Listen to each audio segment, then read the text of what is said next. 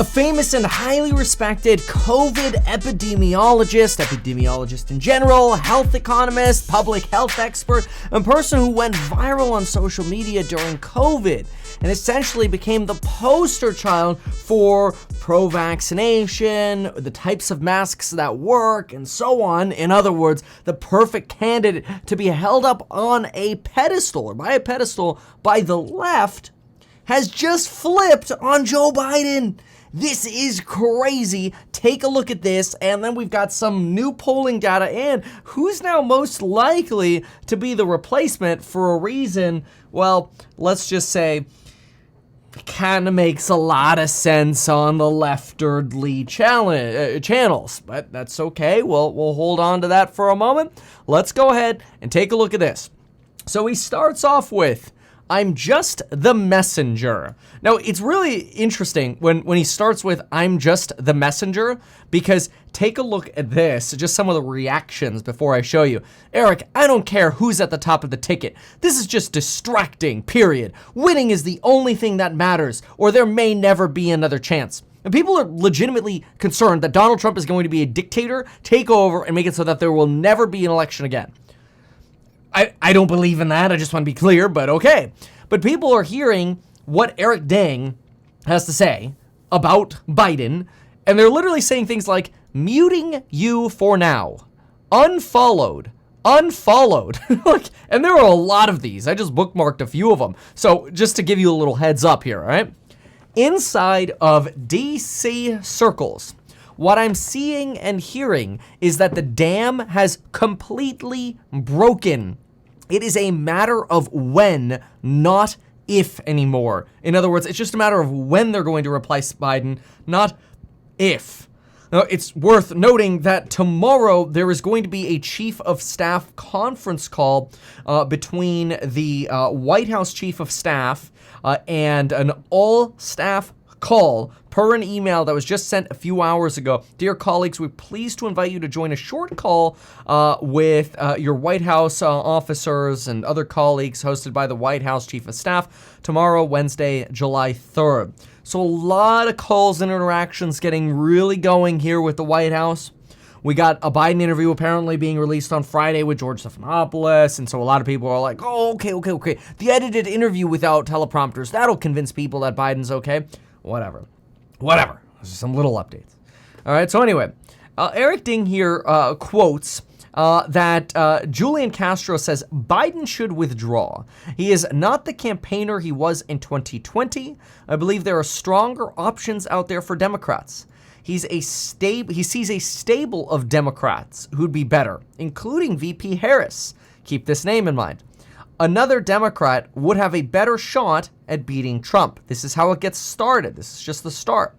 Number 2, the DC insiders looking at the tanking polls are not holding back.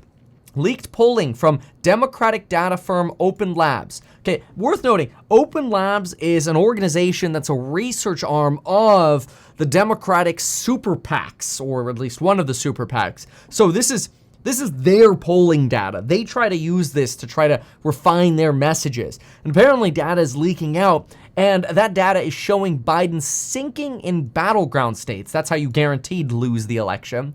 And putting states like Virginia, New Hampshire, New Mexico in play for Trump. That's crazy. Those weren't even considered swing states, and now they're swinging the wrong way. In addition to that, Harris, Whitmer, Newsom, and Pete Buttigieg all outpolling Joe Biden in the swing states. These are states that matter. This is not good. Very, very, very bad.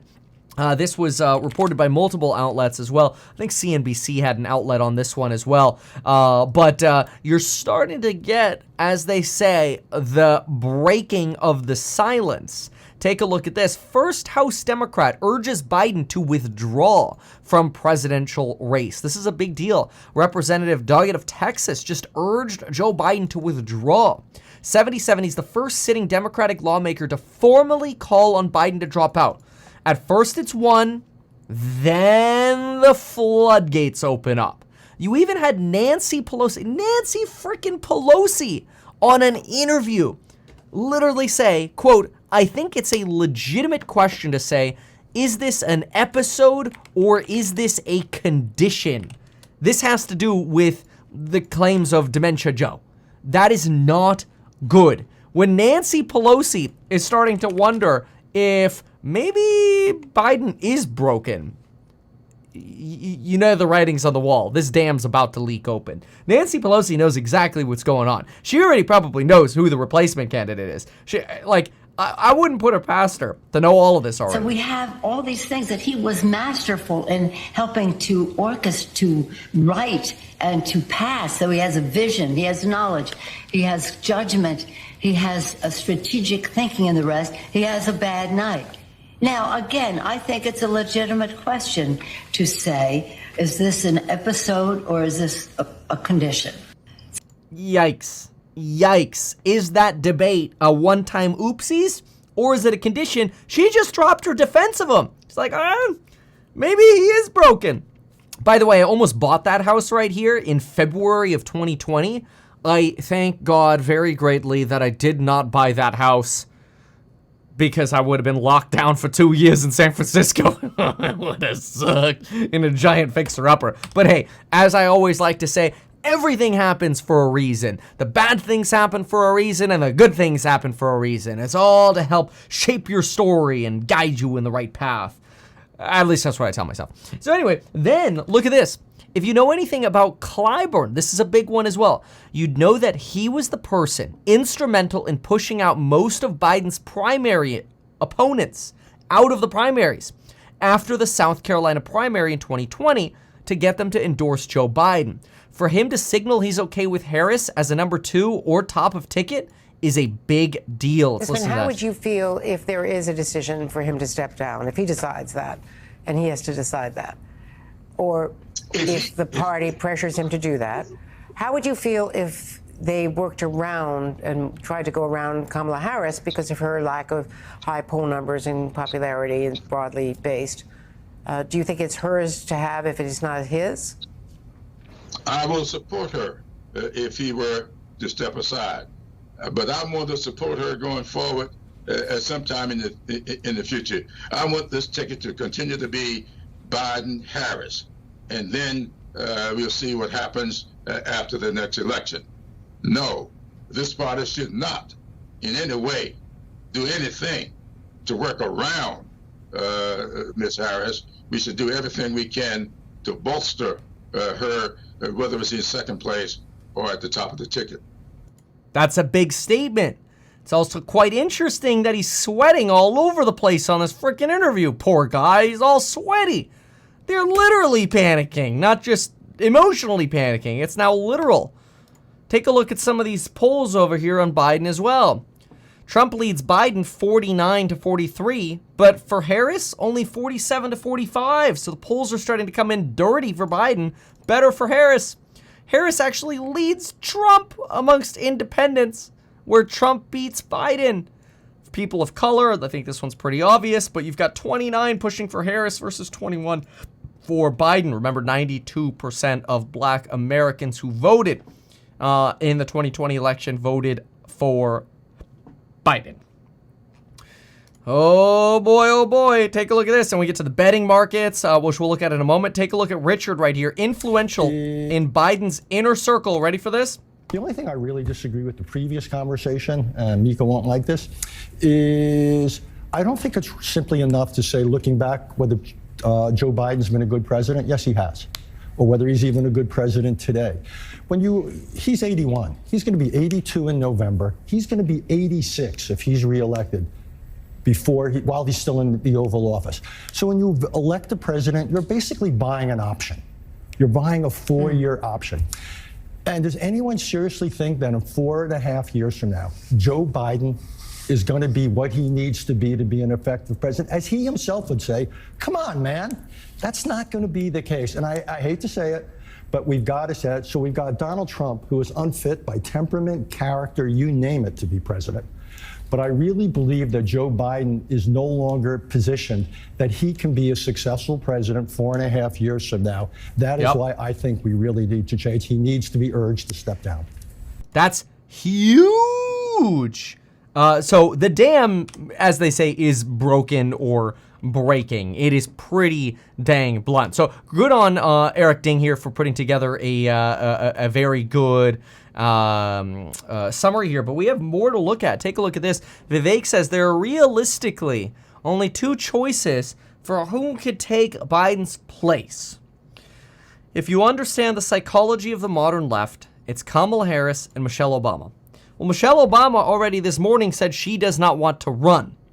This is because Democrats know full well that Biden may not make it to the end of his first term, and they don't want to step over a woman of color. They want to give, as Politico said it, the opportunity, or it was actually Time Magazine. Time Magazine said, move over and help the first black woman become president. That's what Time Magazine says. And keep in mind, Kamala Harris has indicated this as well. Look at this. The Telegraph. What does the Telegraph say? Kamala Harris is worried that Democrats will replace Joe Biden with a white candidate. Vice President's team says it would be offensive to black voters if she were ignored. Yes, because it's about race, not about qualifications to win for your party. Anyway, then what you've got over here is Joe Biden at now for the Democratic presidential nomination, less than a coin toss now. This is a huge plummet. Even just within the last 24 hours, Joe Biden was sitting at about a 65% chance of being on the ticket.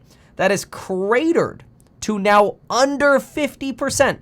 There's a less than 50% chance that you're actually going to see a Biden Democratic nominee.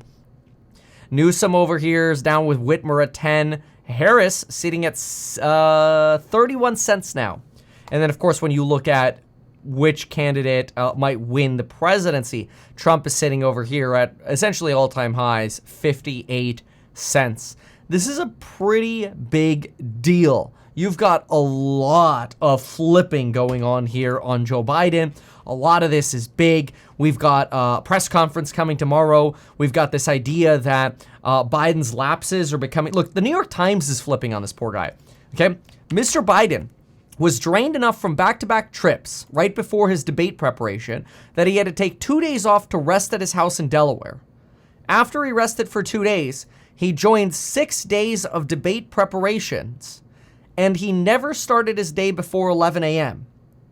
And even though he started at 11 a.m., he was still given time for his afternoon nap each day. Now, I went through this entire article, and I think some of the more damning points are, let me see the corridor part. Corridor, yeah, here we go.